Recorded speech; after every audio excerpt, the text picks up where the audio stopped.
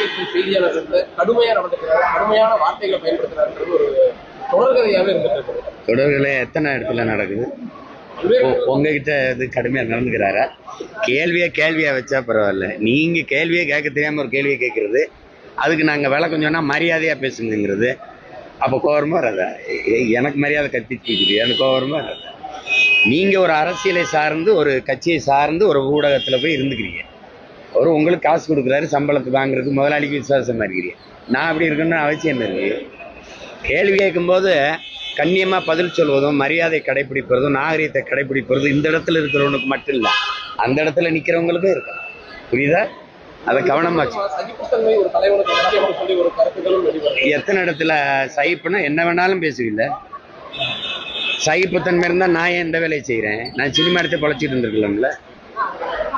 சகிப்புத்தன்மை கூடாதுதான். அநீதியை கண்டு சகித்து கொள்ளாதவன் எவனோ அவனே உண்மையான ஜிகாத்துங்கிறாங்க நபிகள் நாயகம். அநீதியை கண்டு நீ கோவப்படுவேனால் நீனும் என் தோழனேங்கிறான் சேகுவாரா. எங்க பாட்டை ரவுத்திரம் பழகுங்கிறான். நான் இப்போ எதை செய்யலாம்? நீங்க ஒழுங்கா இருங்க, நான் ஒழுங்கா பதில் சொல்லுவேன். நீங்க நல்ல கேள்விகளை வைங்க, நான் அழகான பதில்களை சொல்லுவேன், தேவையான பதில்களை சொல்லுவேன். நீங்க அதை விட்டுட்டு என்னையே நீங்க எது பண்ணணும்னு வச்சுக்கிறீங்களேன். நான் பேச கத்துக்கிட்டது எப்படி மேடையில பேசுங்கிறதுலாம் ரொம்ப பின்னாடி. எப்படி சண்டை போடுறேன்னு தான் 5 வயசுல எனக்கு கற்றுக் கொடுக்க ஆரம்பிச்சான். புரியுதுன்னு நினைக்கிறேன். அதனால பேசுற சிம்மானதான் நீங்க பாத்திருக்கீங்க.